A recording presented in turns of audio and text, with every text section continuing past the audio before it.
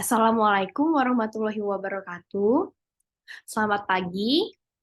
Yang terhormat Ibu Putri Eka Septiuni, SSIMT, selaku dosen pengampu mata kuliah Manajemen Proyek Sistem Informasi. Baiklah, izinkan kami untuk memaparkan presentasi hasil kerja kelompok kami, yaitu Proyek Sistem Informasi Manajemen Klinik Marsha. Sebelum pemaparan, ada baiknya saya memperkenalkan anggota kelompok saya, yaitu M. Fauzan Fikri, lalu Adia Salwadiani, saya sendiri, Amanda Putri Dwitasari Winata, Emiliana, dan Rita Amelia. Baiklah, proyek ini juga dilatar belakangi oleh Klinik Marsha yang sebelumnya telah melakukan pengelolaan data dengan menggunakan teknologi seperti komputer, namun pengelolaan data tersebut belum terintegrasi dengan baik. Maka Klinik Marsha melakukan proses penginputan data melalui perangkat lunak yang belum terotomatisasi dan terintegrasi dengan baik yang memungkinkan terjadi kesalahan dalam pengelolaan data. Dilatar belakangi oleh masalah dan pernyataan tersebut, penulis memutuskan untuk mengembangkan sistem informasi manajemen Klinik Marsha. Sistem informasi manajemen Klinik Marsha adalah sistem yang hadir untuk memaksimalkan peran dokter, perawat, dan tenaga kesehatan lainnya dari segi pemanfaat waktu dan kompetensi tenaga medis dalam mendukung berlangsungnya kegiatan pelayanan. Selanjutnya, tujuan dari sistem informasi ini dikembangkan dengan tujuan untuk memaksimalkan performa klinik terutama di sisi pengelolaan data. Tujuan lainnya adalah untuk mempermudah dalam proses pembuatan laporan yang akan diberikan kepada pemilik ataupun pihak terkait. Lalu, sasaran dari proyek ini adalah pegawai pengelola Klinik Marsha. Selanjutnya, metode pengembangan sistem yang digunakan yaitu metode waterfall.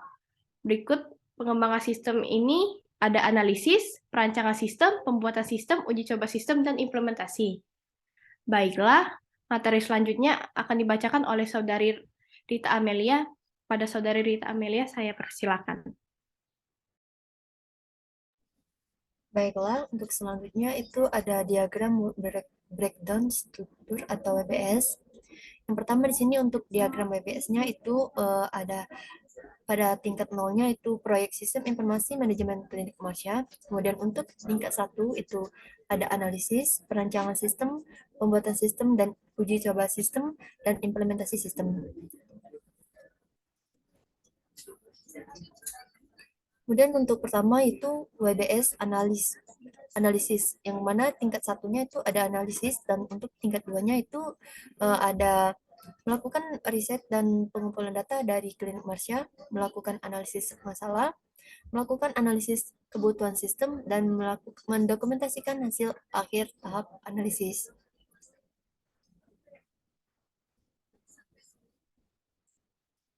Kemudian untuk WBS perancangan sistem, itu pada tingkat 1 ada perancangan sistem, untuk tingkat 2 itu ada mengumpulkan data untuk perancangan sistem, kemudian ada untuk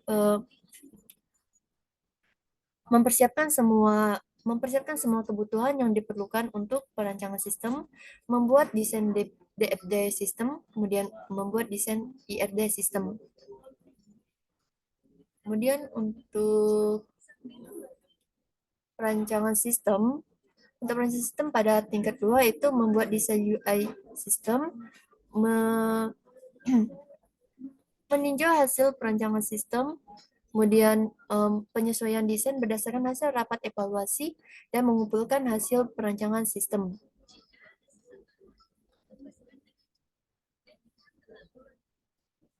Kemudian pada pembuatan sistem, untuk tingkat 1 itu ada pembuatan sistem, yang dimana di breakdown menjadi tingkat 2, yaitu mengumpulkan data untuk pembuatan sistem, mempersiapkan seluruh kebutuhan yang diperlukan untuk pembuatan sistem, membuat database berdasarkan desain yang telah dirancang, dan membuat user interface atau front end berdasarkan desain yang telah dirancang.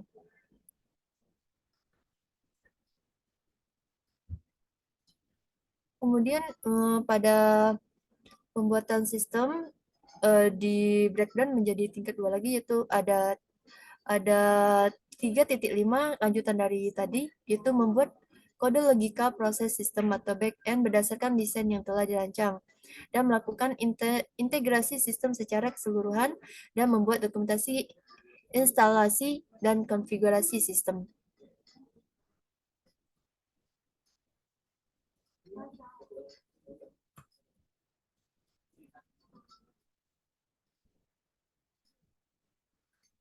Kemudian pada WBS uji coba, untuk tingkat 1 itu ada uji coba sistem yang dimana di breakdown menjadi tingkat 2, yaitu ada melakukan uji coba alpha testing pada sistem, melakukan uji coba beta testing pada sistem, melaksanakan rapat hasil uji coba dengan pihak klinik Marsha, dan membuat dokumentasi hasil uji coba sistem. Kemudian yang terakhir itu pada WBS implementasi sistem. Untuk tingkat 1 itu ada implementasi sistem yang dimana di breakdown menjadi tingkat 2, yaitu terbagi menjadi pengadaan perangkat pendukung untuk sistem, instalasi sistem, konversi sistem, pelatihan kepada end user sistem, kemudian membuat dokumentasi implementasi sistem.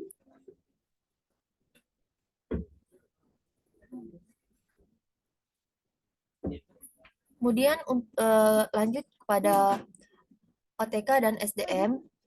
Di sini untuk analisis, manajemen analisis itu ada dua, yaitu staff dan tenaga ahli, di mana untuk staffnya itu ada interviewer, staff supporting, surveyor, staff administrator, dan technical writer. Untuk tenaga ahli itu ada sistem analis.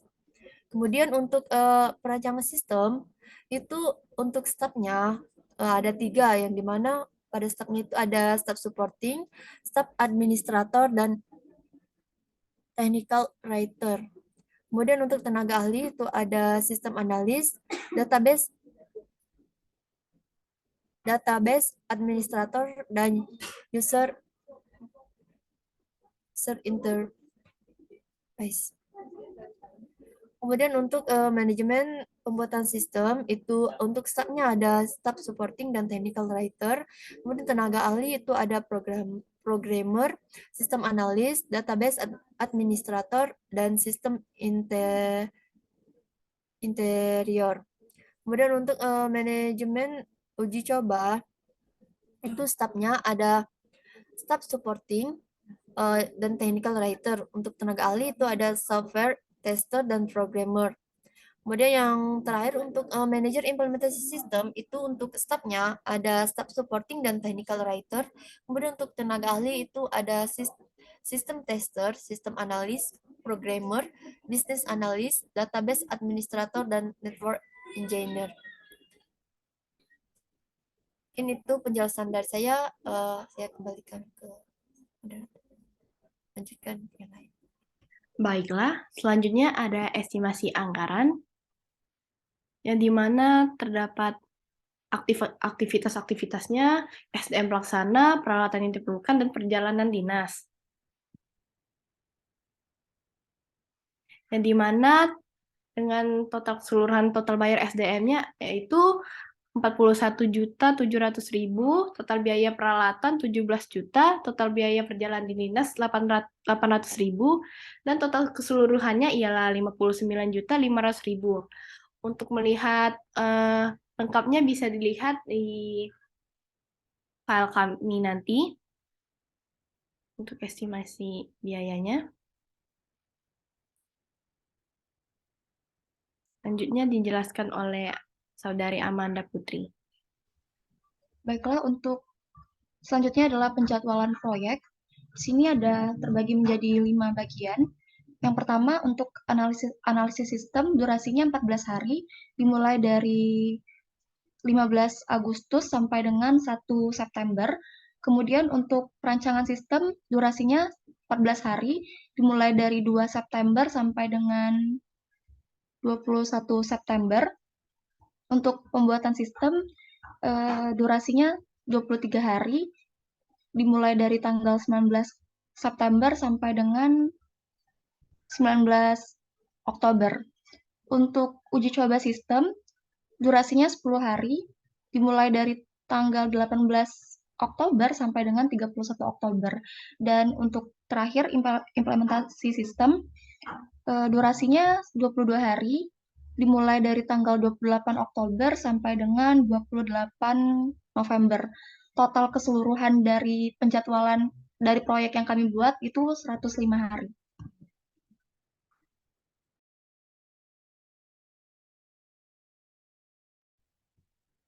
Baiklah, materi selanjutnya yaitu 3.5 manajemen risiko proyek. Pada bagian analisis ini ada risiko proses analisis tidak sesuai waktu estimasi. Probability-nya 2, impact 2, kategori 4, yaitu medium, aksinya termasuk dalam mitigate, solusinya menghimbau sistem analis agar menyelesaikan pekerjaan tepat pada waktunya. Kemudian data observasi tidak sesuai dengan analisis kebutuhan. Probability 2, impact 2, kategori 4, medium, aksi mitigate, solusinya menghimbau superior agar melakukan observasi yang dilakukan dengan teliti. Kemudian ada resiko proses observasi tidak sesuai waktu estimasi. Probability-nya 2, impact 2, kategori 4 yang termasuk ke dalam medium, aksi mitigate, solusinya menghimbau superior agar menyelesaikan pekerjaan tepat pada waktunya. Kemudian ada resiko kurangnya pengetahuan pada anggota tim. Probability 2, impact 3, kategori 6 yang termasuk ke dalam high, aksinya mitigate, solusinya mencarikan mentor untuk tim. Kemudian resiko kurangnya anggota atau staff. Probability 2, impact 2, kategori 4 yang termasuk ke dalam medium, aksi mitigate, solusinya membuka lowongan baru. Kemudian manajemen resiko selanjutnya bisa teman-teman lihat sendiri di daftar resiko yang sudah kami buat ini.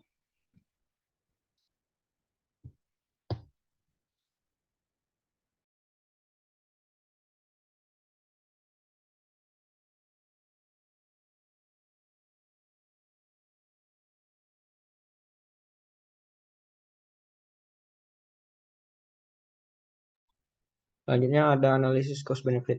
Di sini total biaya dari keseluruhan pembuatan sistem yaitu Rp59.500.000. Untuk detail rincian biaya dan manfaat bisa dilihat di tabel ini. Pertama ada analisis payback period. Di sini payback period sudah dapat capai pada tahun kedua, adapun secara detailnya adalah 1,880 tahun. Dari tadi dapat simpulkan bahwasannya titik impas atau break-even point dapat dicapai pada waktu 1,80 tahun. Yang berarti bahwa pada tahun kedua perusahaan mulai dapat mengambil keuntungan dari sistem tersebut. Selanjutnya analisis perhitungan ROI. Di sini ROI-nya itu 65,57%. Di sini dapat diartikan bahwa sistem ini akan memberikan keuntungan pada tahun pertama sebesar 65,57% dari biaya pengembangannya, sehingga sistem ini layak digunakan bagi perusahaan ini. Selanjutnya ada perhitungan analisis NPV. Di sini NPV-nya yaitu 23.440.741. Nah, dari hasil perhitungan di atas dapat simpulkan bahwasannya jumlah keuntungan yang diterima sekarang oleh perusahaan pada tahun pertama apabila sistem diterapkan adalah Rp23.440.741. Kalau NPV lebih besar dari 0, maka proyek tersebut layak dilaksanakan. Selanjutnya ada metode tingkat pengembalian internal atau IRR. Ini IRR-nya 35,80%. Artinya proyek ini dapat menghasilkan keuntungan dengan tingkat bunga 35,80% per tahun. Berarti apabila tingkat bunga pengembalian atau rate of return yang diinginkan 15% per tahun, maka IRR harus lebih dari 15%. Dengan kata lain, proyek dapat diterima. Dari kesimpulan tersebut, dari analisis di atas dapat disimpulkan bahwa proyek sistem informasi ini layak dilaksanakan karena sudah memenuhi standar yang ada. Selanjutnya ada user interface. Sini page yang pertama yaitu page login. Nah, di sini user harus login terlebih dahulu untuk mengakses sistem. Setelah login, user akan diarahkan ke halaman dashboard. Nah, di sini terdapat 9 menu dari sistem ini. Pun dashboard ini terdapat data-data analisis Selanjutnya ada page pasien. Di sini ada terdapat data pasien. Di page ini kita dapat menambahkan pasien dan mengedit data pasien. Ini ada menu pegawai, sama seperti pasien tadi. Ini terdapat list data pegawai, dapat menambahkan pegawai dan mengedit pegawai. Selanjutnya ada riwayat transaksi. Sini terdapat list riwayat transaksi. Dan kita dapat melihat detail dari transaksi yang dipilih. Selanjutnya ada poliklinik. Di sini ada data-data untuk setiap poliklinik dan detailnya dapat dilihat di sini. Detail dokter untuk setiap poli. Selanjutnya ada menu obat-obatan. Di sini terdapat list data obat, sama seperti pegawai dan pasien tadi kita dapat menambahkan obat dan mengedit data yang sudah ada. Yang ada jadwal praktek. Di sini ada data-data jadwal praktek dokter untuk setiap poli. Di sini ada kasir untuk pembayaran dan ada menu laporan yang terakhir untuk pembuatan laporan.